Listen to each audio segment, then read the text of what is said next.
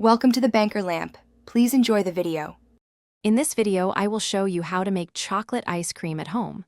First, let's gather our simple ingredients.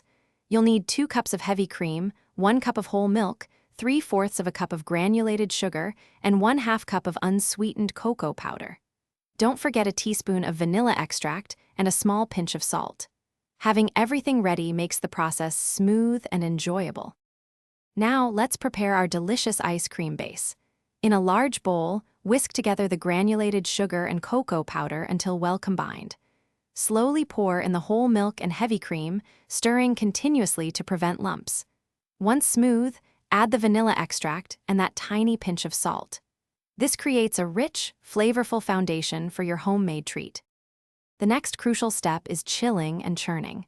Cover your chocolate mixture and refrigerate it for at least 2 hours or even overnight to ensure it's very cold. This helps achieve a creamy texture. Then, pour the chilled mixture into your ice cream maker and churn it for about 20 to 25 minutes or until it reaches a soft serve consistency. It's almost ready.